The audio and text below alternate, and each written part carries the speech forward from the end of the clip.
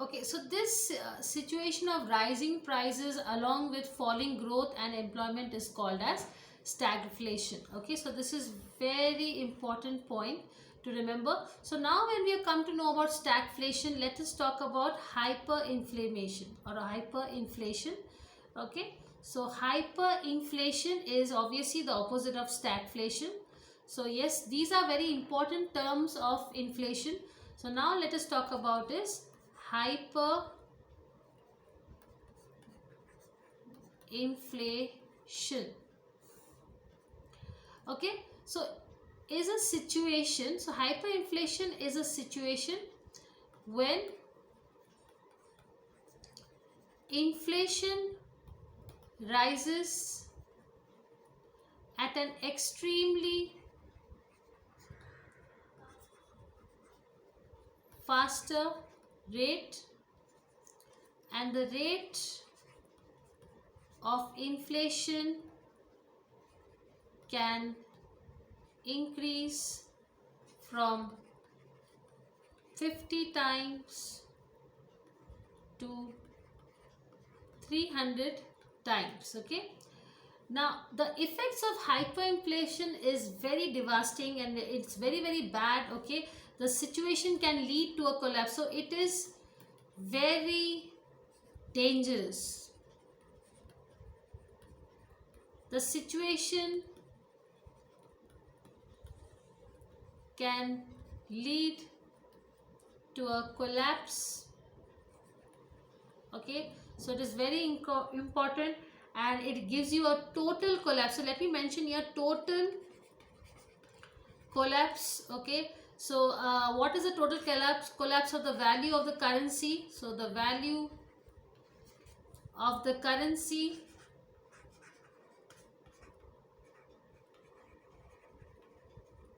okay of the economy of the country, and there is an economic crisis also. So along with economic crisis, okay, so obviously when the value of the currency is falling and there is an economic crisis, so obviously the external debt is also increasing. So external debt is also increasing. So let me wrap this, let me continue this point.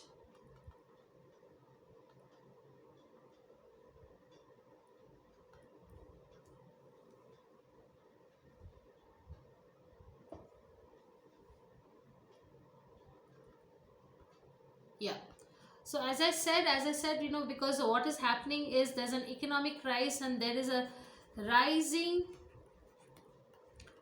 external debt and fall in purchasing power of money.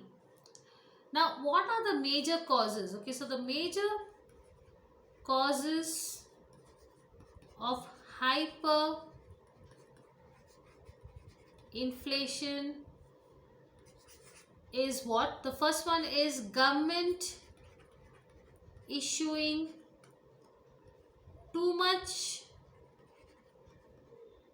currency to finance whatever shortage it is. So it's deficits, okay, or I'll write shortages,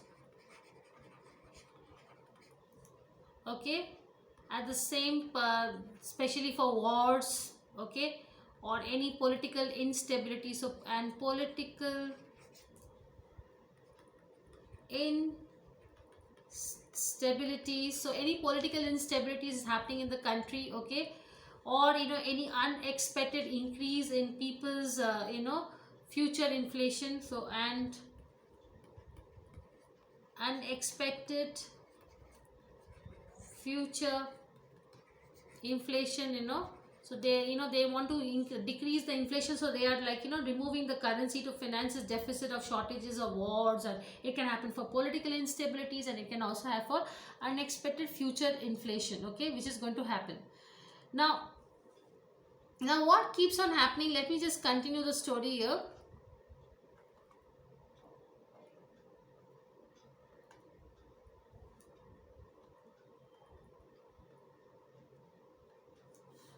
So when people expect that future inflation will rise at a very fast pace, they start consuming more goods and services. So this is the nature, human nature, okay? Services, now because they are scared, so due to the fear, okay, that, because now they are getting the products cheaper, so they are consuming more. Due to the fear that higher inflation in the future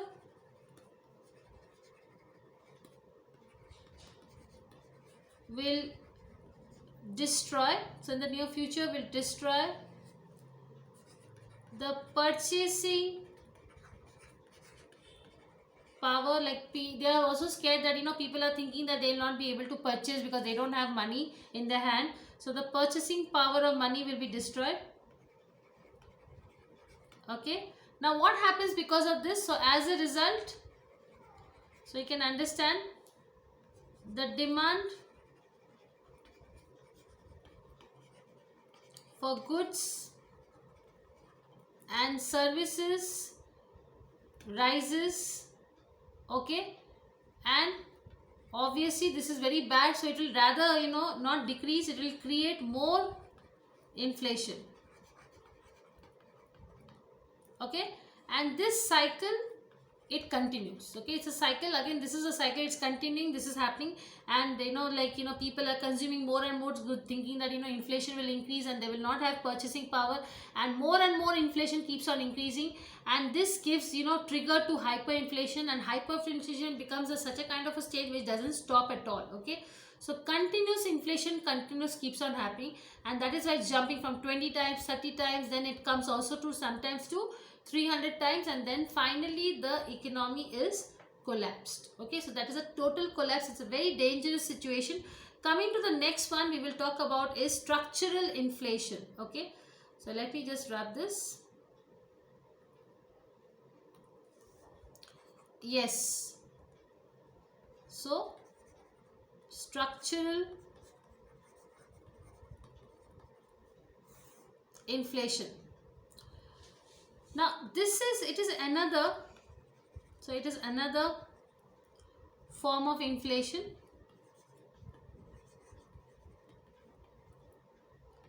Mostly you can see in developing nations, mostly it is found in developing and low income countries. Okay, now the most of the economists, the school of economists, now they think that inflation in developing countries happen due to structure, happen. So they are in this thought process that it is basically happening due to weak structure, because the structure is only weak, that is why there is inflation. So they think that of their economics. So this is what the economics, certain economics or the school of thought, they find, or the low income countries is happening because their structure, their economies are only having a weak structure. So this is the structural school. They argue that inflation in developing countries are basically because of weak structure.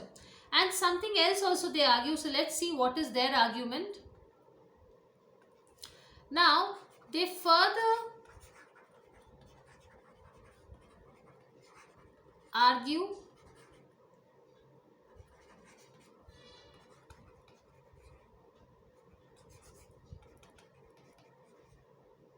that increase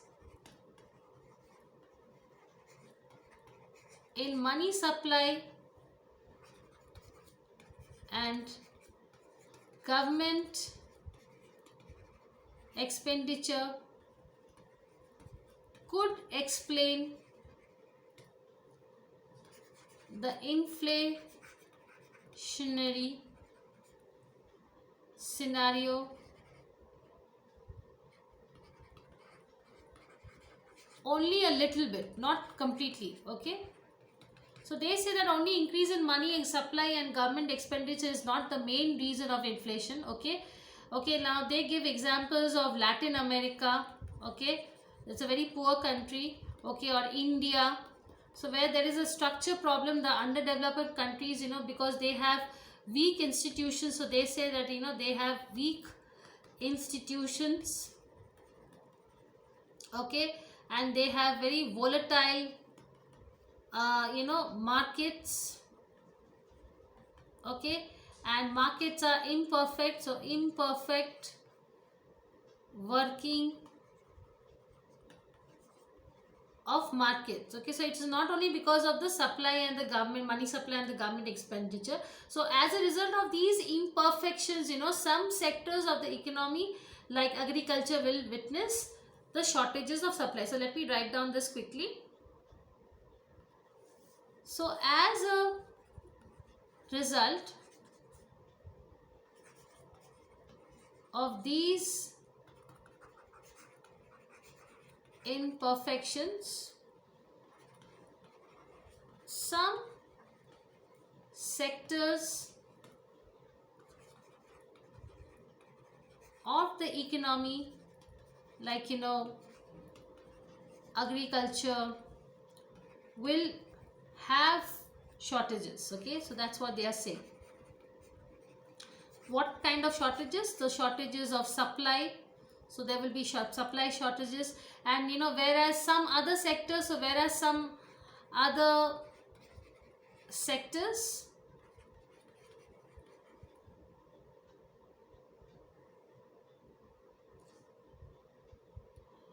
like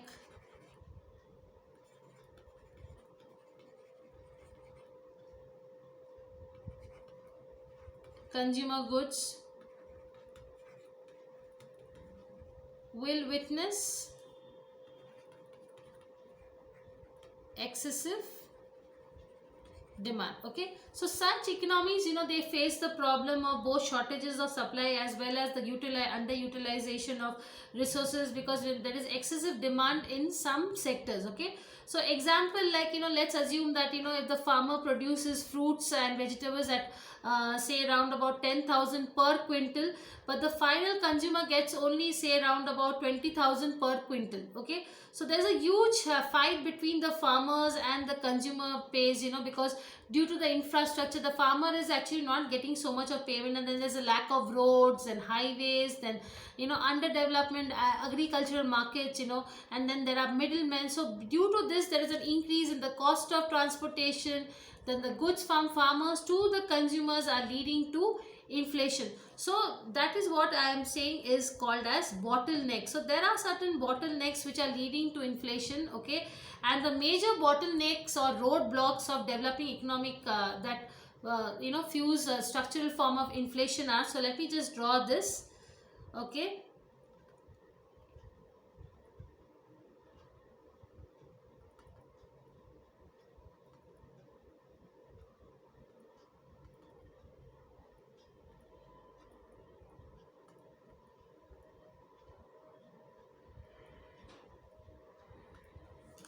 okay, so yes, I will draw in as a circle here. So this is better, so that you can divide and write here. So it is actually divided into 4. Okay, so here it is basically foreign exchange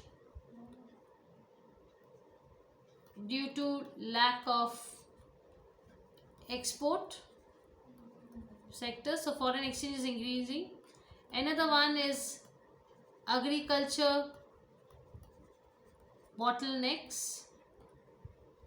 Okay, then the next is resources gaps shortages of essential resources, there is a shortage. And finally, infrastructure bottlenecks. So this is very important, and in the next class we will talk about is deflation versus disinflation. So we will have it in the next class. Okay, so as of now we can just study about what we have studied about is the structural inflation. Okay.